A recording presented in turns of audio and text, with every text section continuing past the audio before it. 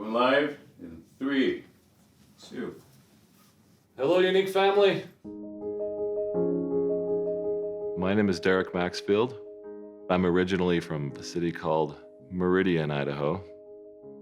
I don't think ever during my childhood did I ever feel like I was destined to do anything special, and certainly not to the degree that's happened with Younique. I actually spent most of my life feeling like a nobody from nowhere. Because I came from a small community, I had to take a really good look at my life and do a lot of soul searching to figure out what I can offer and what I do have to contribute. I met Shelaine at church, of all places. She really allowed me to spread my wings and didn't hold me back. And I fell in love with her and with that. 3 months later, we were engaged. We went to stay with my parents for the summer. And that's when all of my health challenges started, and I found out that I had leukemia. It was just 5.5 months after we got married. It kind of gives you a perspective of how fragile life really is and how instantly it can be changed.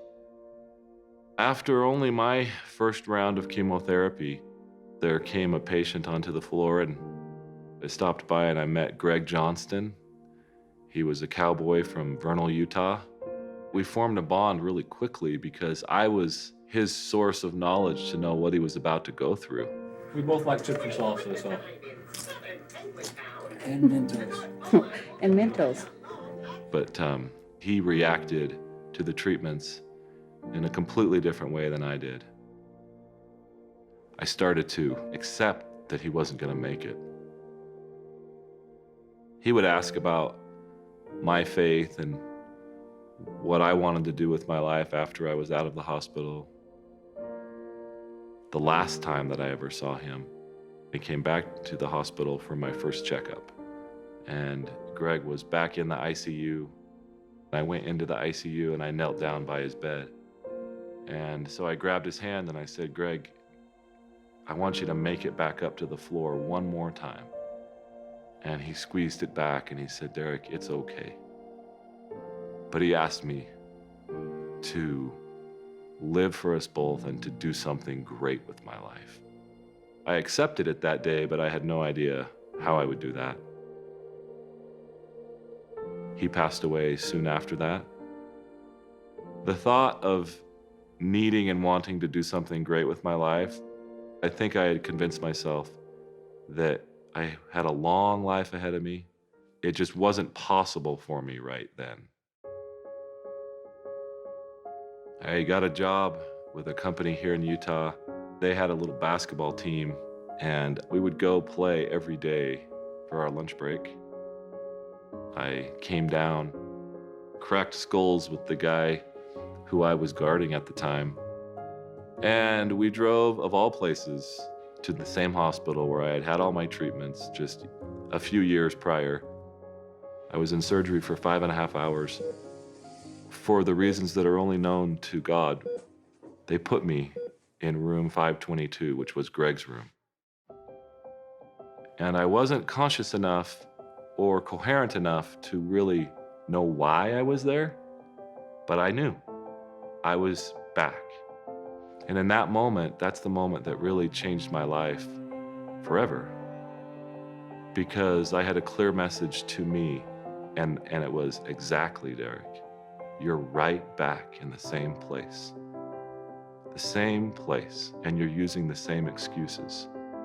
That moment changed my life. I was driven to no longer use excuses and to no longer think of the need to do something great as so far in the future. I started to change things. I got up at 4:45 in the morning and I worked on a software business that I'd been thinking about. I did that for 1.5 years. And then in the beginning of 2004, I started my own business. And that was the business that I sold in 2010. And I was thinking about what I wanted to do with my life. And I was driving home one day and I was talking to Shelaine about someone who had been sexually abused. And it always troubled me and bothered me that a woman would take guilt on herself for what someone else had done. And I said, Shelaine, that's not fair. Somebody should do something about that. And I knew that somebody was me. And that something was to start another company that could be successful enough to fund that cause. I totally felt the same frustration in her behalf that he did. And the shame and the guilt that affects their life so negatively is such an injustice. A very detailed thought came into my mind, and it was a retreat that was nestled in the mountains and a place for these women to begin a healing process. That clarity I knew could only come from God because it had come just that quickly, and it came in an instant. And I started to work on those plans right away. I don't think that we could have even imagined what needed to be done. We were just focused on what we could do, and it has become more than we ever imagined it could be. We're trying to reach all of them through a message of hope and a message that this is not your fault, and to have a chance for them to reclaim the hope that was lost and perhaps taken from them. We've had approximately 1,800 women come through the retreat.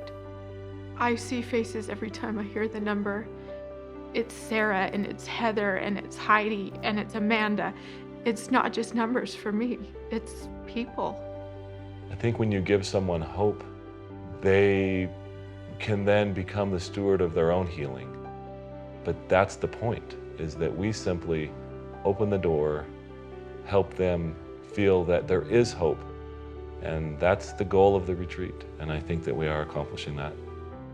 I'm grateful for all the people that drive Younique and all the presenters out there, because it is through them that we really accomplish the means by which we can support this cause. I think we're getting there, and I think that the army that we do have now is such a tremendous base. They are such a force for good. I absolutely feel like the things that have happened over the past few years with the Younique Foundation have been the fulfillment of my promise to Greg. I could die now and see him and feel like I kept that promise.